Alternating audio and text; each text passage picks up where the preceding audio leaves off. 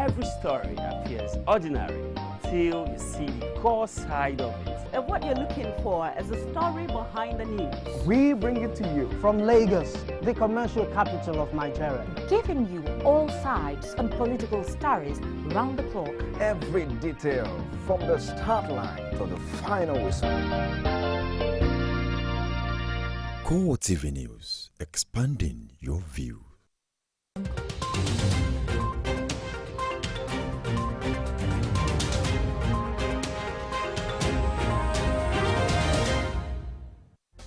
Hello and welcome to CoreTV Primetime News. I am Sarah Ayuku. Here are the top stories for tonight.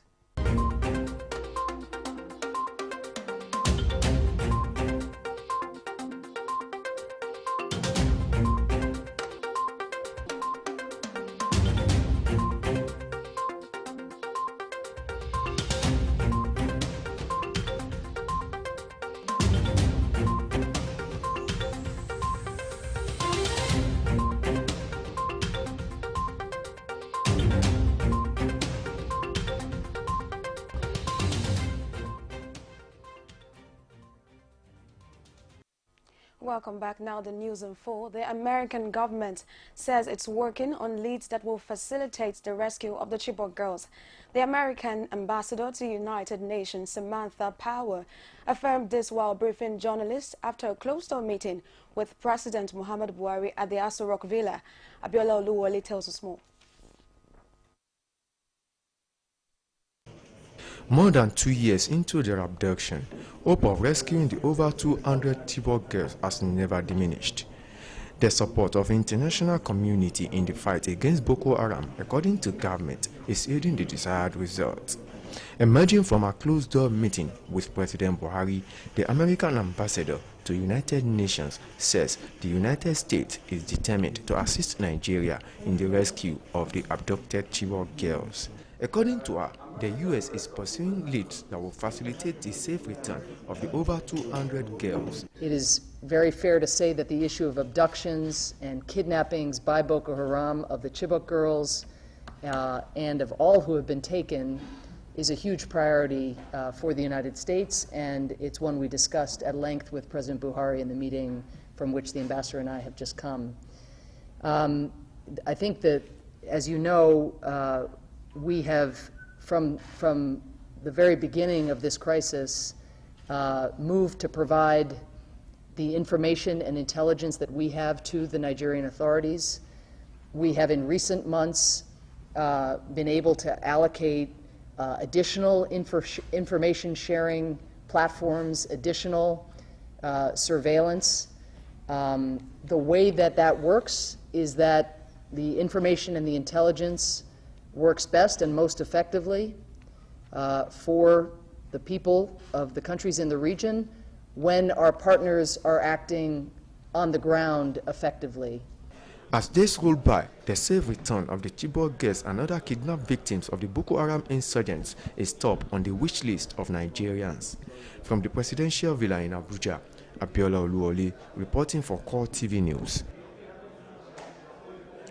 And still from the international community, the American government is expressing concerns over the plight of Nigerians who have become refugees in Cameroon as a result of the Boko Haram insurgency in the northeast of Nigeria. A U.S. delegation who paid a courtesy visit to Nigerian Minister of Foreign Affairs, Ugochukwu Onyema, says over 50,000 Nigerian refugees in Cameroon are living in horrible conditions. And still from international community, Japan has extended a grant of $4.5 billion, that's approximately $1.4 billion, to the United Nations Children Fund to assist victims of the crisis in the northeastern part of the country. This is contained in a statement by John Chukwuemeka Nwako, advisor on general affairs, information and culture of the Japanese embassy in Abuja. The funding is expected to provide life-saving emergency work to assist people affected and displaced by the conflict. The grant will cover assistance in the provision of water, sanitation and hygiene facilities, health, nutrition and child protection services, and education. It will also focus primarily on assistance for children, with special attention given to populations trying to return to where they lived before they were forced to flee the violence. And still to come, poverty is now being identified as one of the major causes social vices in Nigeria. Today, it's having nothing to do to earn a living. Youth turn to armed robbery and other means of making a living through crime, with a bill for an act to provide for the establishment of the National Poverty Eradication Commission has been considered in the Red Chamber. Reducing poverty may well be underway, as sponsored by Ibrahim Gober by Sokoto East. Jamila Fegboa tells us more. Successive governments in Nigeria have sought ways of attending to the needs of the poor in the country. Poverty just seemed to be on the increase. If counting is anything to go by, then the recent National Poverty Eradication Programs will be among systems that could be counted as having gone under. Noticing that there have not been a concise poverty eradication program, the Senate is looking for the establishment of an eradication commission that could stand the test of time. The National Poverty Eradication Program, NAPEP, is the creation of the Federal Executive Fiat in the year 2000 as an offshoot of the Poverty Eradication Program, PAP. It has a blueprint of absolute poverty eradication in Nigeria by the year 2010. It is an accepted fact that employment generation accentuates crime reduction. No nation can survive the barrage of criminal activities without having a good percentage of its people financially engaged. Mr. President, because there was no law establishing that project, and it was just an ordinary agency by the pronouncement of the executive branch of government, its operations were somewhat restricted to the whims and caprices of whoever deemed it necessary to do something about poverty. Nigeria does not have a defined policy of redistribution of income. That is nothing like that. It is either you are employed by government and you have access to government favor or not. One of the greatest challenges of some is that the perceived reach is having to help find jobs for their wards, and some believe the burden will have been taken away if the bill is passed. Those criminals were not born criminals, but because of their condition. And I think if we pass this bill and the government takes it seriously, because there's one thing passing the bill and the implementation level. If we pass it and then take this bill seriously, I think we might have succeeded in reducing crime to the barest minimum. If you look backwards, you will see that the turnover of agencies that have been put in place with sole reason to address poverty hasn't really been able to do so. And it's clearly because of the temporary nature of those agencies. And I think that in putting this in place, all those ad hoc issues will not be there anymore. I believe this matter is a very serious matter because just as Senator Adamu Abdullahi said, an angry man, a hungry man is an angry man. And so we must do everything possible to reduce poverty to the barest minimum in this country. And we must start with the redistribution of wealth and natural resources. Because it appears that the gap between the rich and poor in Nigeria is high and unacceptable. The bill is one that carries the weight of the entire Senate, and its importance cannot be overemphasized. It has now been read a second time. Jamila Fegwa, CoreTV News, Abuja. There is a consensus by religious and civil society groups in Kaduna State that the government's push for the passage of the Religious Preaching Regulation Bill is unilateral and without due consultation with the people. This is the main fallout at the roundtable meeting held in Kaduna State to have a thorough look at the controversial religious bill. Our correspondent was there and files in this report. Since information on the controversial religious bill came to light, it has generated mixed and very passionate reactions across the different religious divides in Kaduna State and the nation at large. This particular event, which has participants drawn from civil society groups, the Christian and Islamic groups, as well as representatives of the Kaduna State government, is a forum to have them as stakeholders and rub minds in the controversial and grey areas of the Religious Regulation Bill. One of the main talking points is the fact that the Kaduna State government has done next to nothing by way of consulting with the people before bringing up the idea of the bill. What we plan to do was create a space where government will come and tell us their intention about the bill and what is the overview, what is the status of this bill. And this is an edict that has existed since 1984. Now they want to make it a bill and they are amending it. So the challenges is because people have not been listened to. The issue of licensing of preachers is a key sticking point in the bill. That is one aspect the Christian clergy have frowned at and rejected in totality. The Constitution is pregnant with problem. The chairmanship of that interfaith committee is a troubleshooting one. There are laws within Nigeria that take care of what they are trying to do. Strongly we have the opinion that that should not see the light of the day. On the part of the Jamaatul Nasirul Islam National Headquarters, the religious bill is a welcome one. Anything that goes together with law, that is the Quran. As such, anything that will coordinate and regulate what is going to be good for the human being, humanity, mankind, and to the living of the world, the JNI has to support it. With observed lapses in the religious preaching bill now coming to light, Kaduna State government says it is now ready to better inform the people on the bill, which is an amendment of the Kaduna State's Regulation of Religious Preaching Act No. 7 of 1984. Controversial religious preaching regulation bill is presently at the Kaduna State House of Assembly. The proposed bill to establish a National Grazing Reserve Commission for the country has been generating reactions from Nigerians.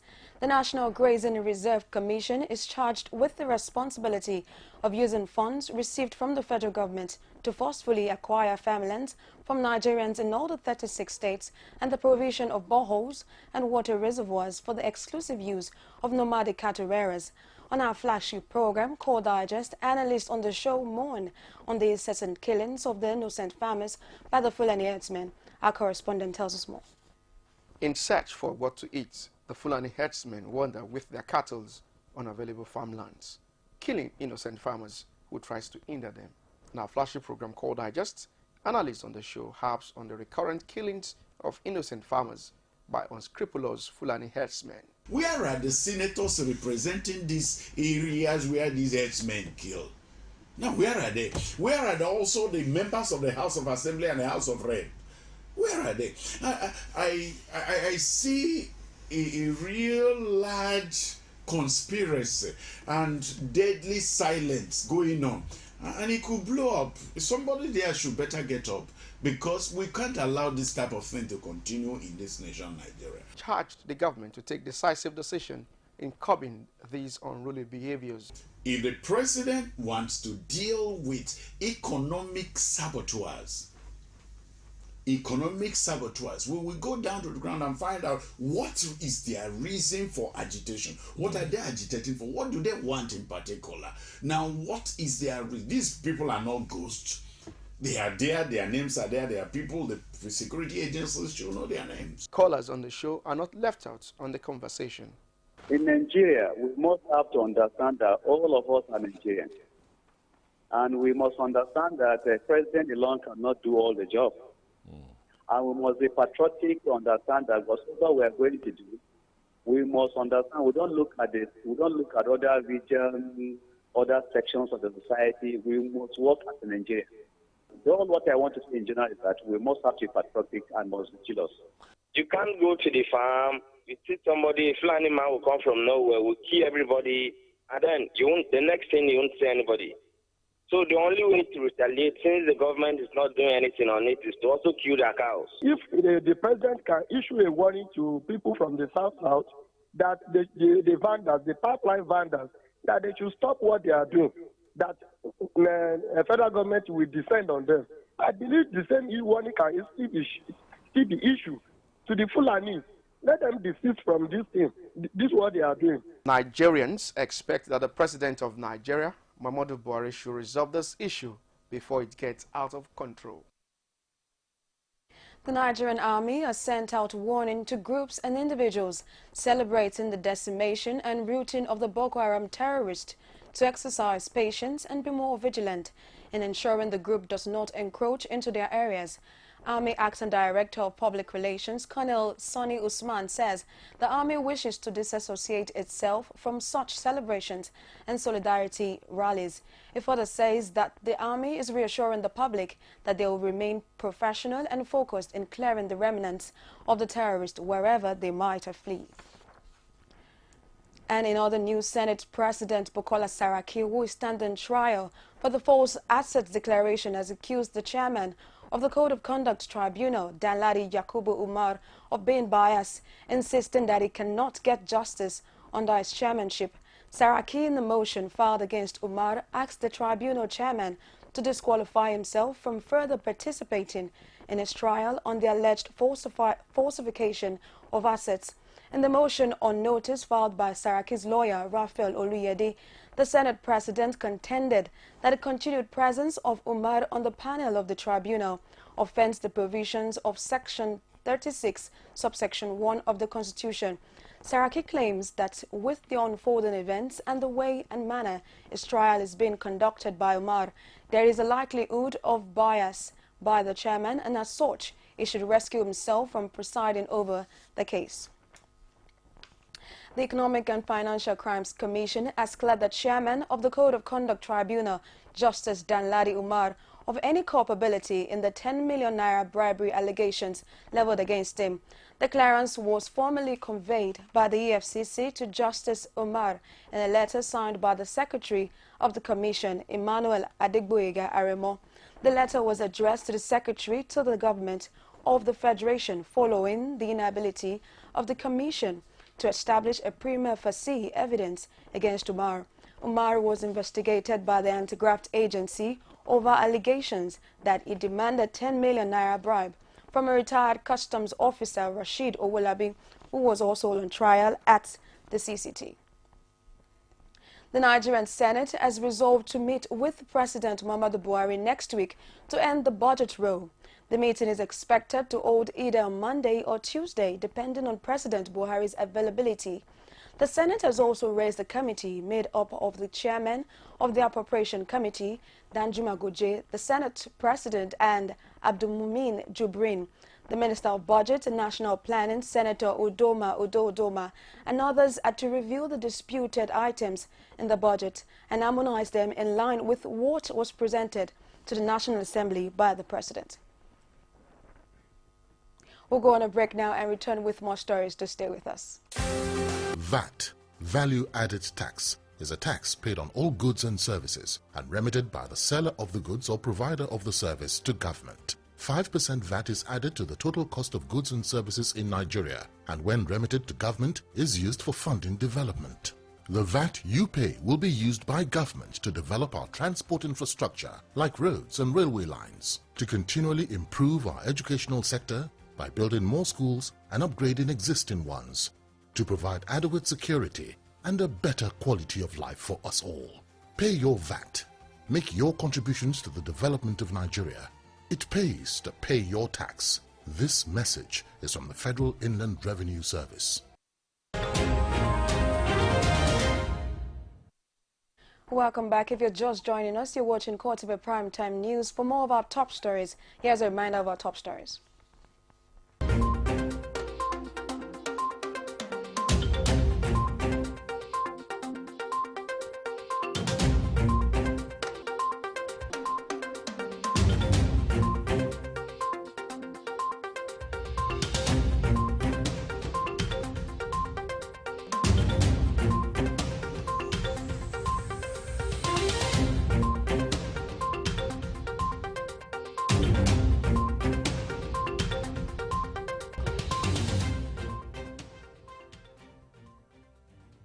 You can get more of our top stories on our social media platform, facebook.com/CoreTV News.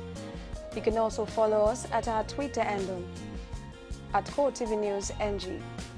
You can also subscribe to our YouTube channel, youtube.com/CoreTV, Live Space then News. The Federal High Court sitting in Ado Ekiti has declared the arrest and detention of member representing F4 Constituency 1 in the Ekiti State House of Assembly, Afalabi Akoni, by the Department of State Services illegal. Consequential, the court ordered the Department of State Services to compensate Akoni with a sum of 5 million naira.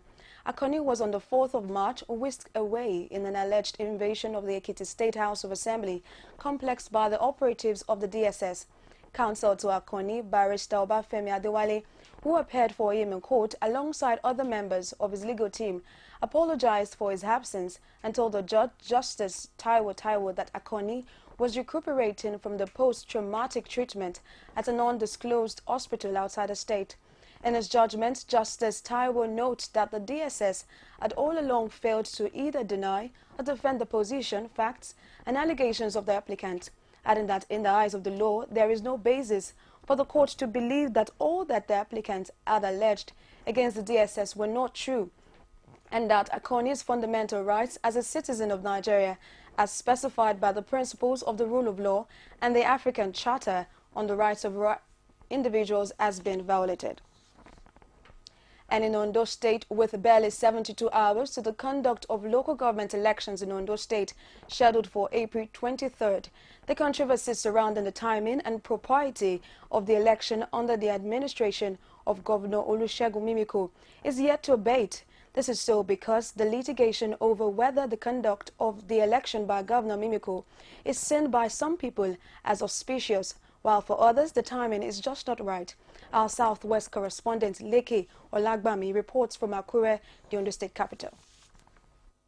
Controversy continues to dog the proposed conduct of Ondo local government elections with barely 3 days to go, precisely scheduled for April 23, 2016.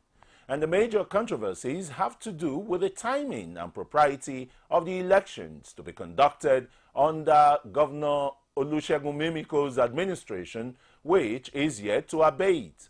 And those opposed to the election have their time at the Federal High Court in Akure under Justice Folashade Olubanjo. I think there are several cases before His Lordship this morning, bordering on the propriety, the legality of the ODEC, that is Ondo State Independent Electoral Commission, proceeding to conduct local government elections when there was pending, or there is pending before the Supreme Court, an appeal challenging the legality of the dissolution of council some years back, and also seeking reinstatement of the elected officers affected by the dissolution. But despite the matter being in court, the Ondo State Independent Electoral Commission, ODEC, and the ruling People's Democratic Party are continuing with the preparations for the election,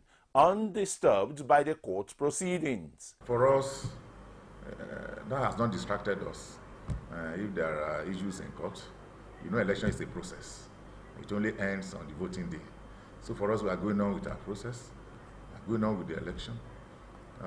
Those that are experts in the field of legal issues are handling that. So for us, we are doing our own assignment. We are not distracted about the issue of court cases. It's a normal phenomenon. It has to be because we are people of the rule of law. We must obey rule of law. Some chairmen and former councillors of the council, they were in court. So it was a process that was in court.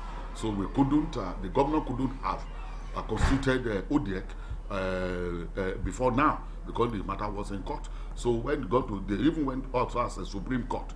But when we look at it critically, the pleading, the former councillors and supervisors that they're having now is that they want compensation. As the fate of the election hangs in the balance over the court proceedings at the Federal High Court, contending parties to the election will have to wait until Thursday, April 21st and Friday, April 22nd, when the court is expected to give its ruling on whether the election will hold or not. 3 suits in all. Today, His Lordship has been able to take argument in respect of 2. And the arguments taken relating to the preliminary objection challenging the jurisdiction of the court and the competence of the suits have been taken and ruling reserved. The argument has been made in the court. I don't want to repeat the argument here. I argue only for the court. I don't argue for the press. What is the implication of the adjournment now? I have nothing to say. Sir? As far as we are concerned, we are on course. With the court's decision expected, the people of Ondo State are in high expectations, waiting with bated breath where the pendulum will swing. Ondo local government election, to be or not to be. And still in Ondo State, a federal high court in Akure has dismissed two different lawsuits filed by the sacked chairman and councillors seeking an interlocutory injunction to stop the Ondo State local government elections scheduled for April 23rd. Justice Folashade Olubanjo, presiding on both lawsuits, says the federal high court has no power to adjudicate on any case pending at the Supreme Court and as a result cannot grant the interlocutory injunctions as sought by the plaintiffs in the two different lawsuits. The sacked chairman and councillors were elected under the administration of the late former Ondo State Governor Olusegun Agagu and were sent packing by Olusegun Mimiko on assumption of office in 2008. The Nigeria Police will be deploying over 6,000 policemen to maintain law and order at the upcoming local government area elections in Ondo State. Speaking at a stakeholders meeting in Akure, Police Commissioner Hilda Harrison says the move is to forestall any political violence and maintain law and order before, during and after the elections.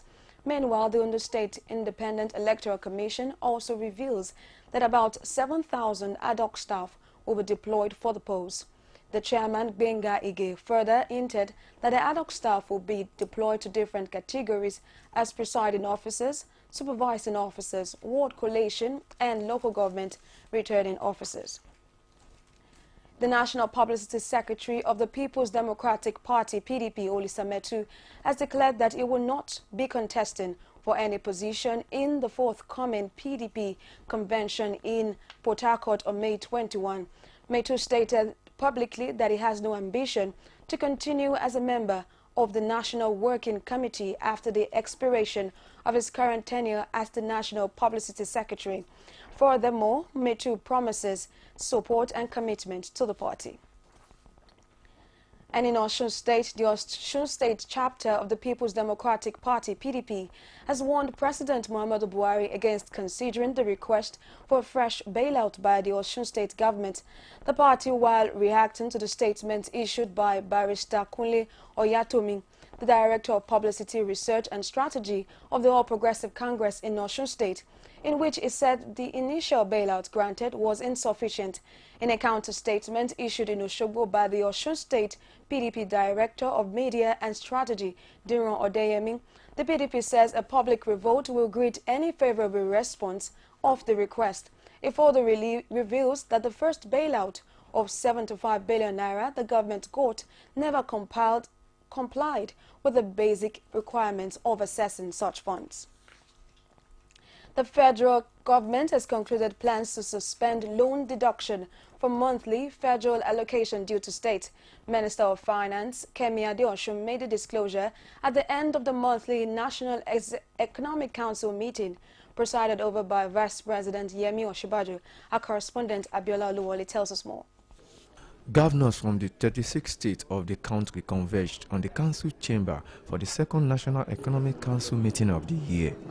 The arrival of the vice president commenced the meeting at 11 a.m. After hours of behind-the-curtains deliberation, the Minister of Finance, Nasarawa State Governor, and Corps Marshal of the Federal Road Safety Corps took turn to brief State House correspondents. Minister of Finance says the further on deduction of loans from the monthly allocation due to states is a major resolution of the NEC. She maintains that the initiative is to further stimulate the economy by assisting states to pay salaries. The current situation in the economy requires some action. And what we need to do is to understand the financial profile of the states in detail so that we can understand how long we need to support them with loan deferral. What is the effect of loan deferral on the economy? I think I would switch it back to say, what is the effect of non-payment of salaries on the economy. That really for us is the issue. We've got to put money into people's pocket so that people start spending, because that's what gets an economy moving. Nobody stimulates an economy by austerity. You stimulate an economy by spending. Nasarawa State Governor speak on effort of government to address power shortage in the country. In line with the priority this administration places on power and the challenges being faced, the NEC reconsidered the reconstruction of the board of Niger Delta Holding Company, which you know is SPV, to facilitate effective power distribution across the country. There was unanimous acceptance of the recommendations and reconstruction of the board to include one governor from each of the 6 zones. The NEC also put the balance of the excess crude account at $2.3 billion. From the presidential villa in Abuja, Abiola Ruoni reporting for CoreTV News. The European Union says it is investing €12 million in Nigeria's economy so as to strengthen the quality of Nigerian products. Head of Trade and Economic Section of the European Delegation, Filippo Amato, stated this at a workshop on development of standards and engagement of the private sector in Abuja. It says there is a need to improve the quality of Nigerian product as well as ensure that the health of Nigerians are not affected by substandard products. Here's the report. All right, we'll bring you details of that in our subsequent bulletin. The Kano State Chapter of the Nigerian Labour Congress urges the state government to re-examine the list of 7,629 ghost workers revealed in the ongoing workers' verification exercise. The chairman of the union, Malam Kabiru Minjibar, says there is a need for the government to take into cognizance the fact that some workers are undergoing training outside the country. It further states that the stand of the union, which is not to take it lightly, if any of its genuine workers or pensioners was deleted from the payroll of the government. It, however, called on the state government to use any amount of money saved from the exercise to settle some outstanding workers' salary, arrears or gratitudes, pension and debt benefits to pensioners. And in oil and gas, worried by the spate of massive corruption in the oil and gas sector of the Nigerian economy, key players are canvassing transparent level in checking this cankerworm. To this end, a policy dialogue is being demanded by the Nigeria Natural Resource Charter and the Natural Resource Governance Institute in collaboration with all relevant institutes in the oil sector to team up to fight corruption in the oil and gas sector. Aniete Patrick has more. The chairman says recovery of money in the oil sector is difficult, recounting his first encounter in 1973 with corrupt practices in the oil and gas sector. My first encounter with corruption in the oil and gas sector was in 1973 in London. 2 events happened. One, as a student, a MOAC student, I was entering the elevator. And one of my professors came along and entered. I said, Humphrey, you're from Nigeria? I said, yes. So I've just come from your country. You are a very lucky man. Your country is the only one I've known in history. This man was about 70 years, where they have so much money, they don't know what to do with it. Reviewing the reports on the findings and recommendations by 3 different National Assembly committees, some speakers say there are poor record keeping, illicit payments and withdrawals leading to revenue loss of about 700 million naira per annum, and absence of coordination amongst government agencies. 2 ad hoc reports were produced by ad hoc committees of House of Representatives. The one on oil subsidy, chaired by Farouk Lawan, and also the one on OPL 245, Malabu Oil and Gas Company, chaired by Leo Ogo. If the government is serious, then you really have to go and then crack down on, you set up a presidential committee or perhaps a House committee, then it must have the legal it to just carry out, in fidelity what it ought to do. The Nigerian Natural Resources Charter is known as the resources of a resource-rich nation to be used for the community, which is to be enhanced by the National Assembly members and ensure that the civil society puts more pressure on the government to erase the corrupt practices in the oil and gas sector.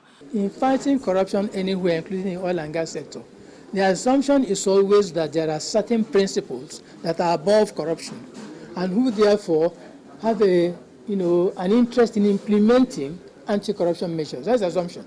That theory is wrong. The Nigerian National Petroleum Corporation, before the advent of the new administration, has been known for losing billions of dollars through various means of siphoning money. To these avenues include diversion of products and high-level stealing by some officials of the corporation. Hopefully, with stakeholders crying out like this, the end may be in sight. The legislators, after reviewing the 2016 budget during its sittings, slashed the funding of the routine immunization and polio eradication program from 8 billion to 4 billion. With this new directive, mortality rate of children may be reversible in Nigeria. In commemoration of 2016 Africa Vaccination Week, the Civil Society Legislative Advocacy Center has called on the media to reiterate the importance of the health of Nigerians and the role the government need to play to make mortality rate reduce drastically in Nigeria. Victoria Solomon tells us more. One of the most successful and cost-effective public health intervention is immunization. The World Health Organization acknowledges the fact that immunization has saved over 30 million children from death in the last 15 years. However, this success story may soon be reversed due to the absence of adequate financing from the government, considering efforts to sustain intervention on routine immunization in the country. Government should please not slash the money. Government should indeed increase the money that is allotted for that routine immunization, because we are not looking at vaccination alone, because immunization is just an aspect of health, but it cuts across a lot. Media also has a role to play. So I think the government has to place priority on these issues, and that's what PAFA is all about. PAFA wants government to place priority on 4 key issues. First and foremost, routine immunization, which is key, which is vital for all other areas. Nutrition, treatment of childhood killer diseases, pneumonia and diarrhea, then family planning.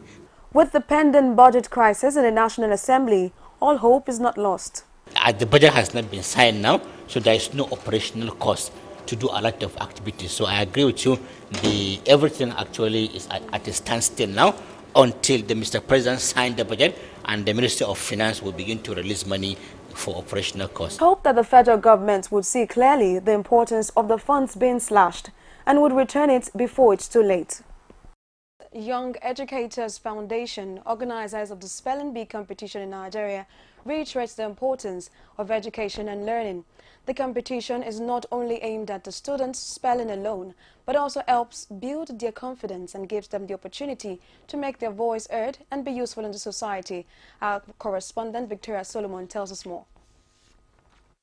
Spelling Bee Nigeria was established in response to a need within the community for a stimulating and educative concept outside the regular school curriculum, which would focus specifically on English language basics.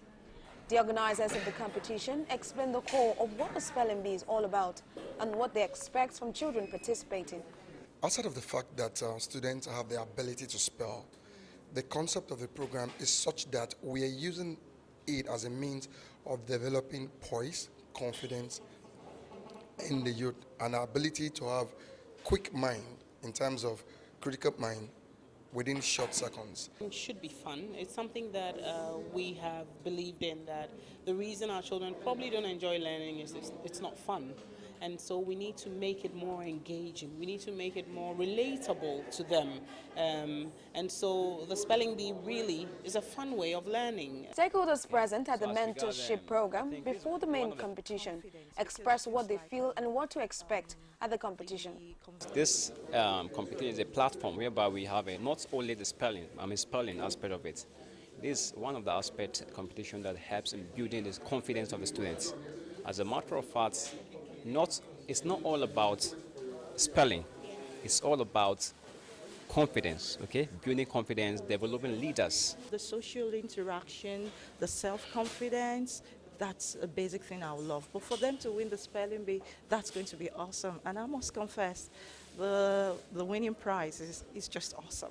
I've not been doing this. This is my first time. So I'll be prepared. So I'm expecting a great success tomorrow. And I'm wishing everybody good luck. I'd like to thank Young Educators Foundation for giving me this opportunity to make my voice heard, and I want to thank them for helping me to improve my vocabulary. And this is my first time here, so I know that tomorrow is going to be a very entertaining and awesome moment for me. I've been going for spelling competitions since last year. And with experience, let me say I'm very prepared. Tomorrow I think I have this faith that I believe in God I'm going to win. The spelling bee competition organized by Young Educators Foundation aims to inculcate the basic imperative of effective communication skills in kids and will hold on April 22, 2016. And on the foreign scene, militants from so-called Islamic State have been pushed out of the key eastern city of Derna. Derna has seen a three-way conflict between Derna Mujahideen Shura Council and forces loyal to Libya's eastern government since 2014. Libya has had two competing governments, one in the capital, Tripoli, and another in the eastern city of Tobruk. A new UN-brokered unity government is trying to restore peace in the country, which has been ravaged by conflict since the fall of Colonel Muammar Gaddafi in 2011. And in Syria, the largest aid convoy so far in Syria has reached a besieged rebel town in the center of the country. 65 lorries are delivering food, medicine to about 120,000 civilians in and around Rastan in Homs province. The International Committee of the Red Cross and Syrian Red Crescent convoy is the first to reach Rastan since 2012. A key aim of the fragile cessation of hostilities has been in place for nearly 2 months is to allow aid to be delivered more widely across Syria. Hundreds of sick and wounded people were evacuated from 4 besieged rebel and government-held towns as part of a deal overseen by the Syrian Red Crescent. And in sports, Nigeria's international forward Ahmed Musa is in line to claim a double in Russia after CSKA Moscow qualified for the Russian Cup final. The attacker played for 90 minutes. It was substituted in stoppage time to Kirill Pancheko, taking his place in the 3-1 romp over FC Krasnodar at Arena Kimchki. Ahmed Musa is an integral part of CSKA Moscow's side. CSKA will now compete in the Russian Cup final against bitter rivals Zenit St. Petersburg. And still in sports, Leicester City striker Jamie Vardy has accepted a Football Association charge of improper conduct. The 29-year-old confronted referee John Moss after being sent off in Sunday's 2-2 draw with West Ham. By admitting the charge, Vardy, who has requested for a personal hearing, could be given an additional suspension to his current one-match ban. Vardy will miss their game against Swansea on Sunday, but could also sit out the trip to Manchester United on May 1st. City's final 4 matches are against Swansea, Manchester United, Everton and Chelsea. And that's it on sports news and on CoreTV Primetime News. Boy, recap. Let's have a recap of our top stories.